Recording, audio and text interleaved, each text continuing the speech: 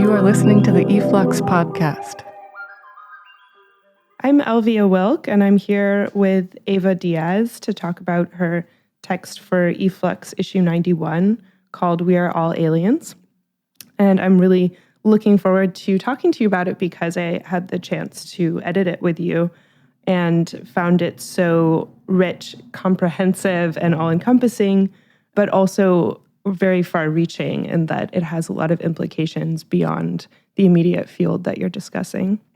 So to start out with, I wanted to ask you about your foundational research about Buckminster Fuller, which sets up some of the frame of the text, because I know you've been researching his work and his idea of Spaceship Earth for many years, and have been working on a manuscript centering on some of these ideas that has been supported by the Andy Warhol Foundation and the Graham Foundation most recently. So I was hoping to ask you about what spawned your fascination with Fuller, the roots of that interest, and I guess more specifically, the Spaceship Earth idea from 1951. Yeah, I mean, it's been a long process of coming to terms with my initial dislike of Fuller and his technocratic rationale for sort of treating computers as though they will eventually become the sort of overlords of a future society. And in working on him his work in the 1940s and my previous book on Black Mountain College, in which he was first developing some of these ideas, I realized that in conversations with artists, contemporary artists, that my antipathy was often met with a kind of incredulity and enthusiasm on the part of artists. I mean, I would go into a studio and talk a little bit about my work, and, often it was like people's eyes lighting up, like, Bucky, and I often asked, what is it that attracts you to him? And what is, what's going on with what seemed to be this groundswell of fascination, which this book I'm working on now, After Spaceship Earth, takes up contemporary artists and that influence of Fuller. And there were several things. One seemed to be the kind of model of prototyping and ad hoc architecture that has really proven to be one of the most lasting things that Fuller has sort of, given us, I suppose, which is this ability to fail, I guess, to fail as part of a larger project, to really think about what he called comprehensive design as these kind of larger kind of thrusts that architects, artists, designer, hybrid, what he called the comprehensive designer, can sort of work on larger societal problems in a way that specialists, what he called specialists, can't. And so artists have a very peculiar and particular sort of role in that sort of stake that Fuller has in changing the world. And that for Fuller, in the kind of larger sense, we have the resources to feed, house, and clothe everyone in the world, and they need to be redistributed more equitably. And I think that's another important element of his importance today. So the project has various elements, and then when I began to think about his fascination, which was not his alone, obviously space and outer space were, is one of the kind of huge, sort of goals and sort of successes, I suppose you could say, of the 20th century in the space age, that he had a very particular way of thinking about colonizing space, or really to kind of think about our necessary kind of embeddedness as a society in space. And so this vision, what he called We Are All Astronauts, and sort of positioning it as on Spaceship Earth, is something that I've been grappling with because of the way it creates a kind of human authorship, I suppose, to ecologies, and also that it creates, it sort of models the Earth as a technological object, which in our era of the Anthropocene, if you want to call it that, or of human-triggered climate change, to envision ecologies as human-created, although, of course, we know they're human-dependent at this point, is a very fraught thing to accept. And I think many artists are both avid Fuller, sort of Fullerites, I guess you could say, but also suspicious in a way of that element of his work. Right. And I think you speak about contemporary artists' work as appropriative, which I find very apt in that regard. At one point in the essay, you talk about Fuller and Sun Ra, who's the other character who frames your text, as Janus heads of the same maybe like the flip side of the same coin of a certain interest and also a certain historical moment. And when you speak about that moment as a precursor or as a foreshadowing or as sort of a really important touchstone for the way that we now understand our relationship with the Earth as a human artifact in whatever sense artists are taking that, I was wondering if you could just set up that Janus head a bit. Yeah, I mean, the notion of space colonies, which is the one that's used in the so-called New Space movement today, and that, just to kind of back up and define the the kind of arc of where we are in space now. And I think that my text and its kind of larger vision tries to situate a kind of elegy for space that seemed to me at least to be happening in the late 1990s, in which there were cuts in funding, and there just wasn't, for various reasons that other writing I've been doing takes up, but there just wasn't that kind of interest and sort of like passion for space. And some artists have been working on that. But the new space kind of strangely and very rapidly took over by the late 2000s, and I kind of tie that to, and just to kind of say this is like the companies of Jeff Bezos, Amazon, which is his Blue Origin space exploration company, Elon Musk of the PayPal fortune, his SpaceX, and several other space enterprises. By the late 2000, from 2005 to the present, there was this first a kind of groundswell and now a very public kind of rethinking of where we are in relation to space exploration. And that's essentially been a privatization of space exploration. Those companies and others have been leasing parts of Cape Canaveral, and because of the underfunding of the state space agencies, or the kind of ending of them, like in the case of the CCCP, Russia Space Design Enterprise, there's been this kind of reshifting of capital. And you can think of it in a larger sense of the kind of the fortunes of e-commerce, unregulated money,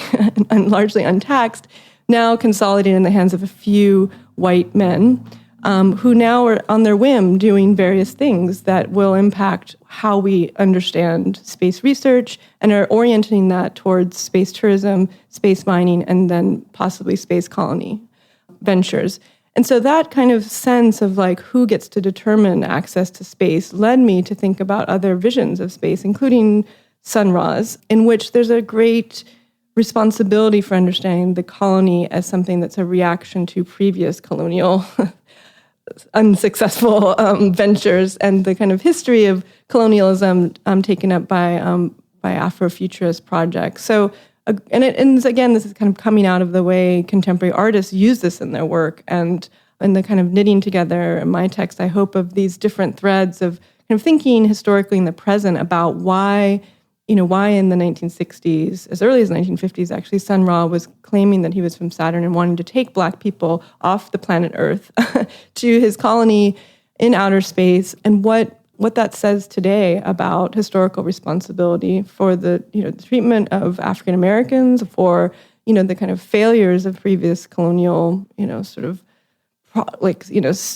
stuff. So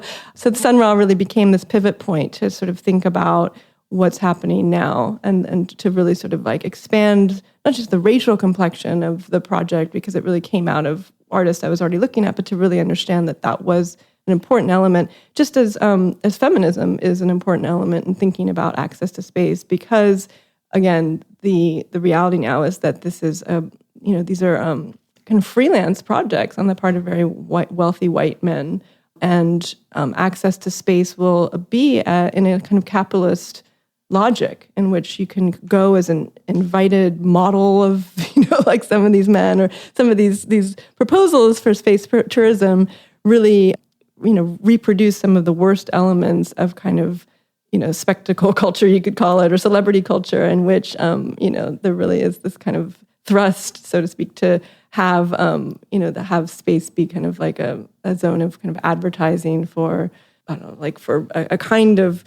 popularity of celebrities or whatever. So just to kind of counter that, to kind of think about the stakes for someone like Sun Ra to reimagine access to space as something that becomes a necessity to readdress historical wrongs. Right. Two of the artists who you bring up in the piece, Christina de Medel and Francis Bodomo, are both addressing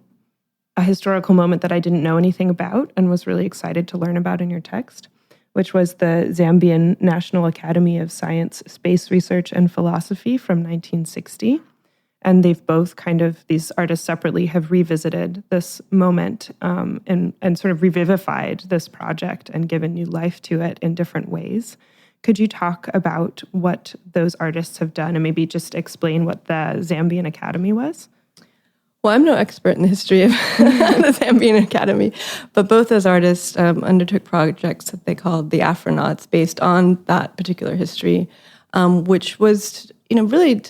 in the case of Nicoloso, I believe was the name of the man who founded this space enterprise. He was asking various Western organizations and the UN for a great deal of money to fund a space program in Zambia. Those requests were refused, unsurprisingly, but it does call into question access to space in the sense that if you have the money, you can go, and the technology, and if you don't, you can't. So it's not really a kind of zone of freedom. And that, I guess, again, to back up to where we are with new space, I mean, some of the kind of ideology of a sort of libertarianism at play with new space is both a kind of what they called the exit strategy. Some new spacers, which is like if shit gets really fucked up here on Earth, we have somewhere else to go. And some of that is sort of underlying with issues of climate change, but also, if like governmental, policies become unfavorable to corporate wealth or regulations become too arduous in terms of taxing, then they'll have somewhere else to go. So this idea of leaving Earth, has various motivations, and that seems to be one of the large ones today. At the same time that libertarianism and sort of deregulatory thrust is part of the new space today, there's also tremendous repression about the kind of social culture of what a technologically administered life of the astronaut or the colonist would be like. And so that immense interdependency of life in space is sort of not really taken up by new spacers, or again, this kind of privilege of a sort of elite access smooths that over as though if they can cherry pick their lifeboat inhabitants, that will make it a sort of sane world out in space. So some of these Afronaut revisitations by Medell or Bodomo take up this kind of possibility of having a different access point, I guess you could say, to technology, that, maybe there could be, let's say, like a socialism of technology where we would have other criteria for defining what space research and space and access to space would be like. So when Nicoloso makes these requests for money and is refused, it really does say, okay, well, access to space is about wealthy nations and these, this kind of joint project of a civilian military conquest logic that was the case in the space race, let's say, between East and West in the height of the mid-20th century. So the Afronauts projects really seem to kind of call into question who gets to go. And in the case of the original Afronauts, the 1960, I think like 69 project, eventually they settled on a young Black woman and her cats that would be the first moon visitors. And it became a kind of modeling through play, in a way, of how these utopian visions, though they can seem rather proleptic, like, oh, I'm going to imagine a future and act as though it's happening, they also have a tremendous amount of sort of exploration and prototyping that happen in them, because it becomes obvious that you're not going to get to space. But in sort of playing the sort of the sort of act of, here's us, learning zero G, or here's us doing takeoff, there's a tremendous amount of community building that seems to be part of that project, both in the historical sense and also in the way that the artists that I wrote about sort of frame community or sort of image community as one that's rather interesting, of people sort of working through the difficulty technologically of what it might be to be in space, even if only in an imaginary or sort of, not an actual practical flight, but what it might mean to actually collaborate together to have something like that happen. Right. And you use this term projective imaginary, I think, throughout the essay, to reference that idea that while the means are not going to be evenly distributed within the lifetime of many of these projects, that the idea of claiming the imaginary can still offer a rewriting not only of the future, but of the past. And you use the figure of Sun Ra's arc as this. You say it bridges traumatic histories to future hopes. And I really liked thinking about this arc as an overriding of trauma and a way of sort of, suturing past catastrophes of settler colonialism and slavery that have led to the massive inequities that Fuller idealistically purported to want to mend via democratic distribution of technology, and how the means to reimagine that in many of these art projects are incredibly low tech and incredibly DIY. And someone else who you talk about is Thomas Saraceno, who has this sort of like endearing approach. It's focused really on flight, literal flight, but it's incredibly DIY. Maybe you could talk a bit about the DIY in relationship to prototyping and sort of the reclaiming of a DIY low-tech aesthetic in some of these projects, which I find kind of curious, maybe as a reaction to the slick Silicon Valley ideal of what it's going to look like to go to space. Yeah, it will be very expensive, both in terms of the money to fund these enterprises, but also one question that I've had lately is, the ecological expense of sort of burning all this rocket fuel and just getting us to Mars, like Elon Musk is, sort of planning. And when I was in California doing some research at the Getty last December, I didn't see it, but I remember seeing like on Instagram or something, like people freaking out about like this UFO in the sky. It turns out it's like one of Musk's like thing going off, like, it's like a streak across the sky. And so again, this kind of freelancing, of like these very kind of wealthy, tech billionaires doing these things. Like, I'm going to shoot something up and maybe it's going to get to the moon and next is Mars. And so that's a very expensive thing. And it's like, if we're talking about a carbon footprint and feeling bad about taking a cross-country flight or something, like what are we talking about, like going to Mars? And now all this testing that's been happening, who's regulating that and who's authorizing that? So I think with the Saraceno, what he's trying to get at and what he's doing with these solar paneled balloons, essentially, that can possibly lift you up to not as far as near space where satellites are, but to kind of think about potentially, sort of sky steading, I guess you can think of it, to have these non-territorial floating cities. And he's drawing on a project by Fuller and Sozi et al. Called Cloud9, in which Fuller imagined these kind of balloons that would be a way to colonize, areas above land. But for Saraceno, I think it's a very political project to imagine citizenship de-affixed from property ownership and from various, kind of land claims that, in the case of Latin America, where he's from, have been so, so sort of racist, basically, in terms of the access that Latin Americans have to other areas of the world in the Americas has been often curtailed by, by different, lack of citizenship, I guess, or, sort of conditions of inequality. So the idea of creating floating cities for him and using solar power to have a sort of low ecological or low carbon footprint is a really interesting way to kind of bypass that. The kind of the way in which like new space stuff is capturing the fascination with, kind of exceeding the envelope of the Earth and like techno-futurity and all this, but really doing it in a way that is repressing, again, the sort of ecological cost here on Earth of that kind of emissions, but also the real cost of a technologically administered existence, which would be the capsule life, and the total dependency on astroengineering, which seems to me at least quite terrifying, but that's perhaps because I believe it's amazing that we can go outside and breathe without a machine, But I have recently, and I don't know if this is a kind of part of, when you mention this kind of techno fascination, I don't know if this is just part of the moment that we're in, but often when I talk about the project that I've been working on, I get in quite contentious debates with people that really are pro-space, colonies and like getting out there, and often because they fear that the Earth is ending. And so that kind of millenarianism, which I think is part of what New Space, as I said before, is kind of predicated on, is this like fear-mongering that like life on Earth will end and we need to have the exit strategy, it's amazing how that change has happened so quickly, that we've gone from sort of feeling like, yay, Earth Day, we're going to save the Earth, to like, fuck the Earth. Like, it's like we're going to abandon the spaceship when it's junk it and just find a new one along the way. And I think that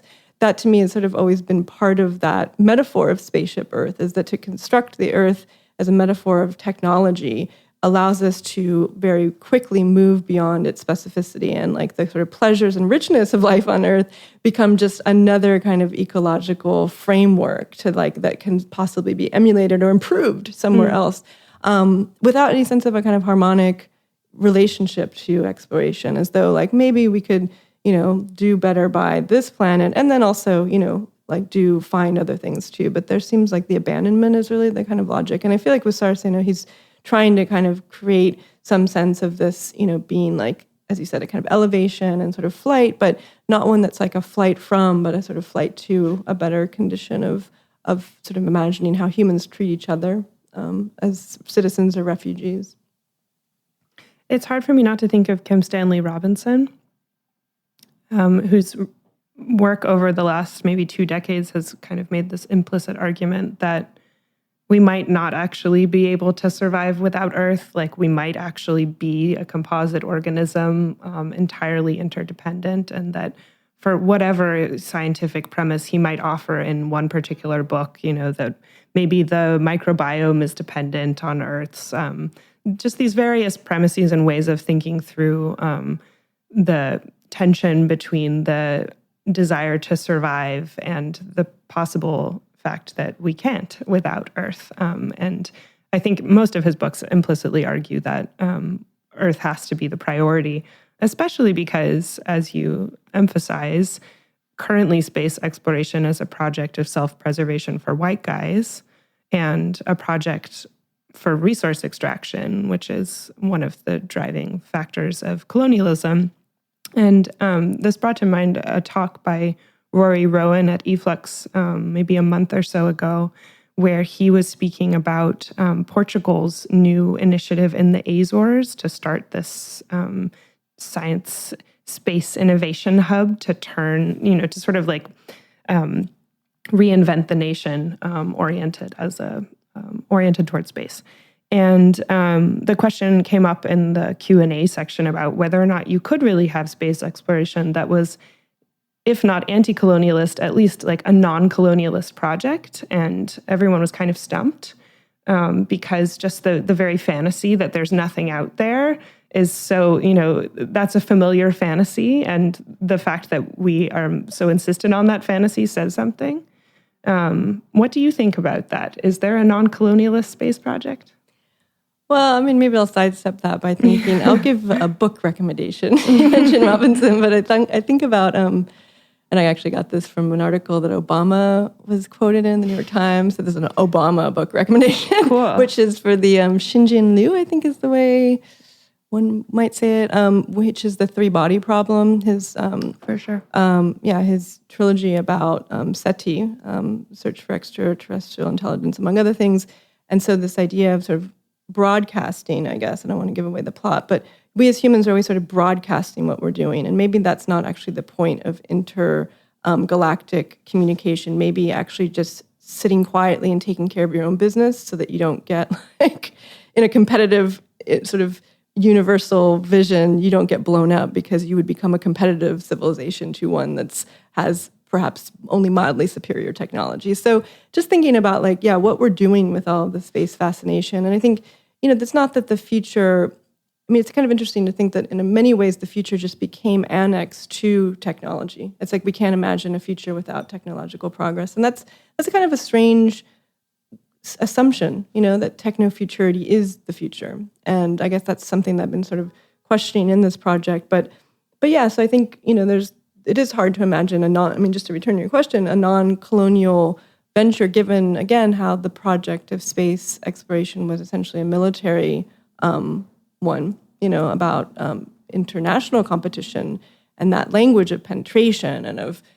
frontier, is so problematic, and conquest. So I don't know how to extract, that sort of, and to create a new paradigm of imagining the future. But I think that artists, imagining our future in space. But I think that's why, it's kind of interesting to think how the swell and this piece in e-flux, that We Are All Aliens, is only part of a few articles that I'm working on about space and contemporary art. It's just there has been this swell of interest in by the part of contemporary artists as a kind of, they're doing a lot of heavy lifting, I guess, about these problems of access to space and ethics. And it's not that they're not drawing on this kind of trajectory coming out of Fuller. I think of someone like Stuart Brand, who founded the Whole Earth Catalog, was an acolyte of Fuller's. And he, in 1977, published a collection of edited collection called Space Colonies, in which he tried to grapple with these issues. He was very much, Stuart Brand is now kind of considered the godfather of Silicon Valley techno euphoria, but he was trying in a sort of very open-minded way to include various perspectives in that collection that really allowed, that sort of troubling of the colonial language to come through, but also, again, this issue of like, maybe we better take care of our own backyard before we start trying to stomp on somebody else's, and we don't know, we assume, you made a nice point when we were editing this text together, you made assume that it's ostensibly free, of life, but, ultimately humans don't treat other life forms on this earth very well, it's just, imagine if we do encounter some other kind of civilization, it's just been the sort of trope of science fiction, of course. So, ridiculously that we're going to find a humanoid, like, four-limbed creature that looks like it's upright. And that's going to be, our inner, whatever, like interspecies or whatever communication in intergalactic. So I think that we're at a point that we need to, at least for me, it just feels like many artists, I guess, are sort of drawing back into this vision of like, is a technologically determined life in space with space colonies as the end result through space mining and space tourism, capitalist ventures, is that really what we want? So I suppose that's really the kind of question is like, do we want a technologically dependent existence? Because we all know, that it's like, it's going to suck if, we're used to air conditioning and like we don't have any in the hot summer, but it really sucks if, you're in the pod and like you can't breathe and you die. So I guess there's just this arc for, that people are sort of troubled by, like a kind of utopian construction of technological dependence as like such a positive value. Right. And I think that's why some of these artist projects seem so important in terms of doing the heavy lifting, as you say, also heavy lifting in terms of constructing possible scenarios, but also recovering pasts. And that's one of the reasons the Zambian space project is so fascinating to me, because it's another narrative that I just didn't know about. There are always other narratives existing, coexisting, and undermining. And Sunra's Afrofuturism is maybe just the best known of those counterpoints. So I think drawing a lot of these other histories in is really important. And maybe just to touch on one more strand in the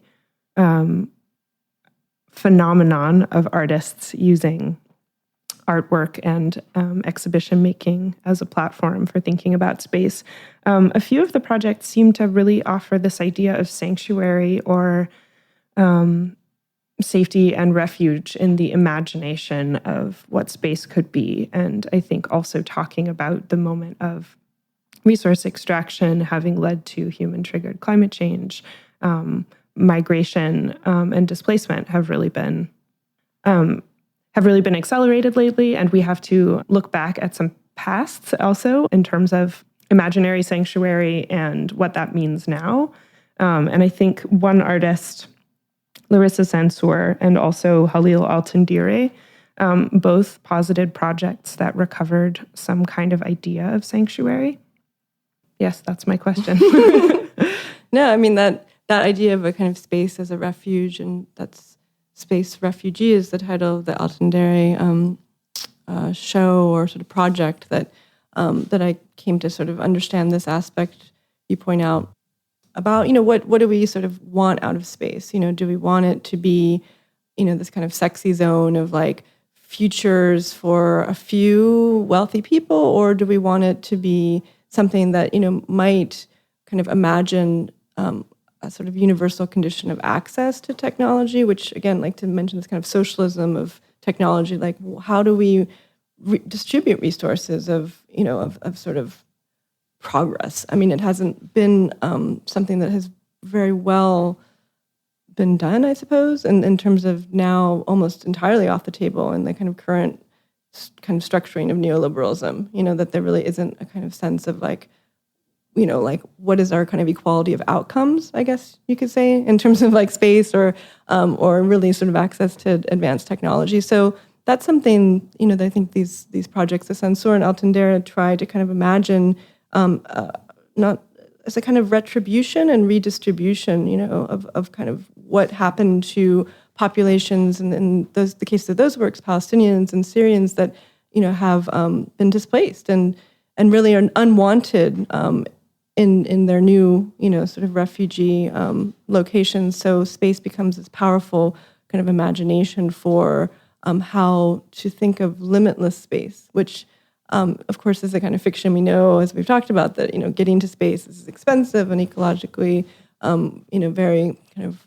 involves a lot of hardship on the body as well. I mean, but still, as a fantasy, I think it's a very rich one to inhabit. And I think many artists have sort of found that place, the kind of, the sort of platform for those kind of imaginations in space of how the future will be, to be one that, allows them to, to kind of think about equality differently on Earth.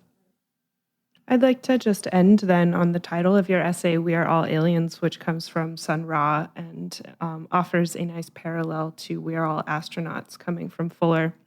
Seems like a pointed statement in the context of today when talking about refuge and displacement. But it also says a lot of other things about life forms, about finding life rather than inventing or imagining it, or like there's a great Benjamin Bratton quote where he says something like, rather than inventing intelligence or trying to find it in space, we should be trying to find it in the world around us. And I think We Are All Aliens speaks to this desire to find the alien on Earth. What does the statement, We Are All Aliens, mean to you in this context? Well, just to be clear, that's my paraphrase of Sun Ra. Okay. As a way, as you talked earlier about this kind of like Janus-faced kind of conundrum of technology and colony between Fuller and Sun Ra. And if Fuller says we are all astronauts, I really felt that Sun Ra's sort of space alien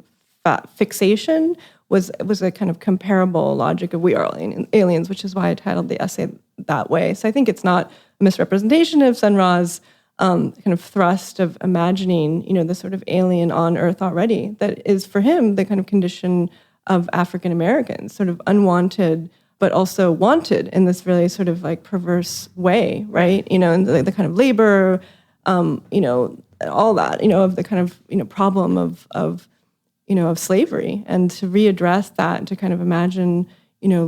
a kind of owning a different space in which, in the history of African Americans in particular, ownership was such a fraught topic, not just a property, but the ownership of their very bodies. So the fantasy is a powerful one to own, that there's somewhere else that one can go. And particularly in the kind of history of slavery in the, United States and other Caribbean areas too, I think it's interesting that Afrofuturism is specifically a kind of America's phenomenon. There are some kind of links, one could say, to like Fela Kuti in Nigeria and such, but really like those kind of prominent projects of the 60s and 70s were kind of imaginations of a kind of retribution about slavery. And so I think it is a really important, one to kind of imagine the kind of alien, who gets to qualify as like citizen, who gets to qualify as alien, if that's the kind of duality. And then there's other ones that, human and non-human, as that you mentioned, in terms of, visions of access to space that we wouldn't even really know what, a society or, a civilization looked like often, probably, I don't know. So, so I think that, I mean, the alien is a really sort of fraught, a fraught kind of concept. But I like it more in a sense than imagining myself, let's say, if we were thinking of this as a projective space, and writing is one in which like we kind of inhabit like these forms of, identification. I'd rather be the alien than the astronaut. Right. Me too. Thank you. Thanks.